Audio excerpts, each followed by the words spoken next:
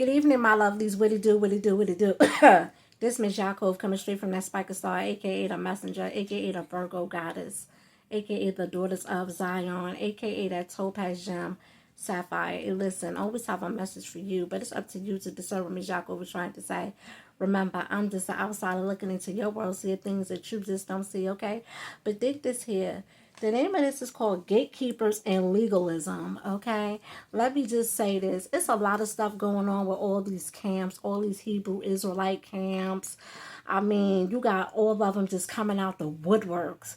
They coming out the woodwork saying they from the tribe of Gad, they from the tribe of Naphtali, they from the tribe of this and from the tribe of that. I mean, like, they just going above and beyond. And then, like, it's like everybody doing what they want to do. They sitting up there making up their own Sabbaths, like the lunar Sabbath, and just all this extra stuff that's going on with these camps.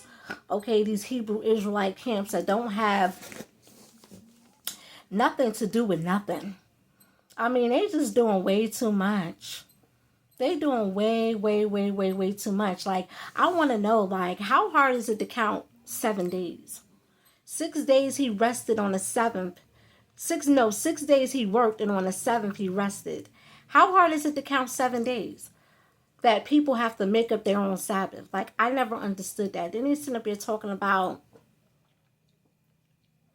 the moon, the new beginning of the new moon start this day and that day, and this ain't really this is really that. I mean, they is just doing too much. Too much. This is simple. Sunday is the first day of the week. If Sunday is the first day of the week, then the seventh day is Saturday. That's it. That's the Sabbath. That's Shabbos. Right? I don't understand why people just making up their own things as they go along, just making up their own rules and just adding stuff on. And then it's like, you got a lot of gatekeepers too. Like, I used to attend this shul in Manhattan, and the rabbi was what's his name? Benzion. Benzion was the rabbi, and his wife was Maharat, and they had a little, couple of them. It was like probably like 20, 30 of them or so. It was real small or whatever. It was a small little shul. But the whole thing of the matter is they practice a lot of favoritism, a lot of partiality. And then it was like they was just like gatekeeping, like had everything just amongst themselves. And they treated me like trash. They really did. I mean, Maharat came out and she said something that was really nasty. And then, like, I didn't say anything. Like, I just, like, because I'm one of them type of people, like, I don't say nothing, really. I don't say much. I play the sideline. I always did and I always will. I never sat amongst the crowd, or I never cared to be accepted by anybody. And I just never cared if you like me a lot or not like me or not. Like, I just don't care. I don't care for friends. I don't care about none of that. I don't care about what people care about. The things that people care about means nothing to me. You know what I'm saying? But the fact of the matter is that they treated me like trash. And then when they used to get up and greet people, the lady that used to go there, Maria, okay, she used to shake my hand like I got the cooties. And it was just like, yo, like, don't even shake my hand at all. If that's the way you feel, don't be phony. Like, I can't stand a phony person. Like, don't be phony. You know what I'm saying? Like, I don't need you to shake my hand. Like, like, I never needed nobody to shake my hand. Never. You know what I'm saying? Never, ever.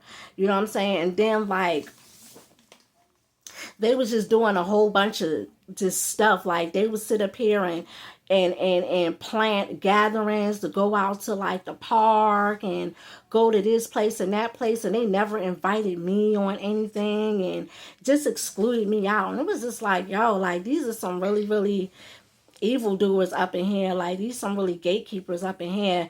But the last straw was one day, and it was about to be like a year. It was about to be a year that I was attending to the shul, and I was like, you know what? I'm tired of this. I'm about to eat his food. So I had made a phone call. I had called up there, and I was like, yeah, Benzie. It was the Sabbath, to be exact. It was Shabbos. So I called up there, and I told him, I was like, yeah, Benzie, I've been homeless for such and such and such. And we had got into it. And because of that, he kicked me out of the shul. Fast forward, guess what? I ate Benzi's food. Soon as I told Benzi I was homeless and he started with his shenanigans, guess what? He lost like 1,001 points. But make a long story short, Benzi ain't here no more. He's dead. And I'm still here. So that goes to show you right there who won. Who won, me or Benzi? Because I'm still here. Benzi dead. I won, not Benzi. So I say all that to say this. Say, listen, Jacob stole Esau's blessing. If Jacob stole Esau's blessing, what you think I'm going to do to you? What you think I'm going to do to you? All I got to do is tell you I'm hungry. And it's the heart that count. I could be full. I could have a pocket full of money. But guess what?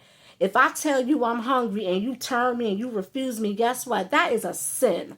That is a sin. And you're going to pay the ultimate price. And I done knocked you down 1,000 points. You done lost 1,000,000 points, okay? It's the 1/3. Let me just say this. A lot of these people and a lot of these camps, okay, and especially the ones that's part of the Torah, guess what? They underneath the 1/3.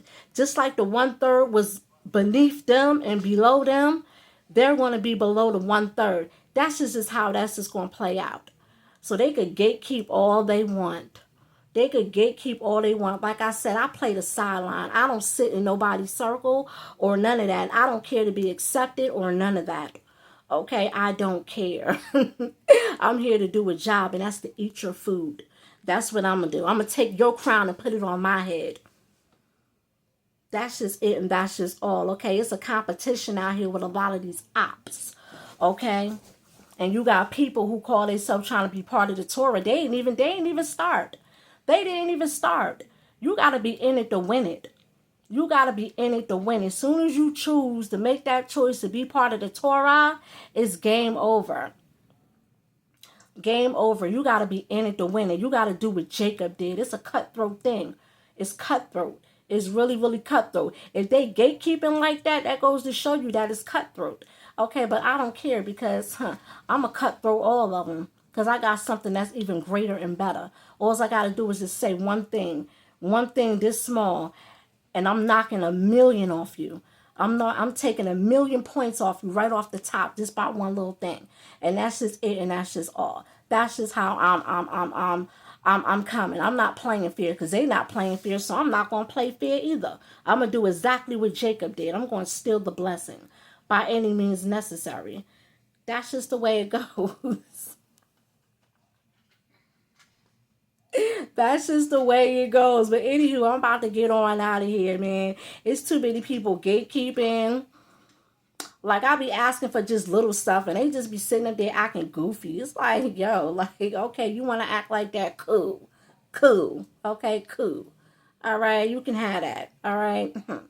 Yeah, so anywho, I'm about to get on out of here, man. It's too much with this gatekeeping and this legalism that's going on. People doing what they want to do. Partiality, favoritism, gatekeeping, trying to knock you down, and just doing all kinds of unnecessary stuff. And I'm just the wrong person to do that with. I really, really am, because I play for keeps. And like I said, and I'm going to keep on saying, I don't care for friends. I had 3 friends throughout my whole entire life. Okay, and I'm in my mid-40s at 44, 45 years old. And I had 3 friends, and them 3 friends is Tamika Simmons, Teresa Wiggins, and Cherokee Blanchard. And I chilled with each one of those 3 I chilled with separately.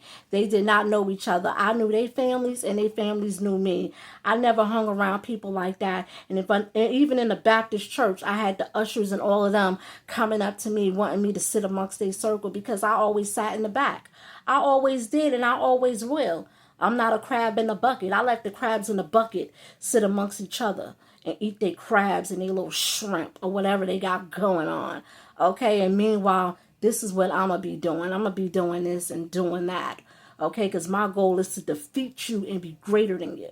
Okay, that's my goal. My goal is to smack your crown off your head and put it on my head. This is mine now. I deboed you and backdoored you. This is what happens when you're part of the smoke and mirrors. See, you don't get it.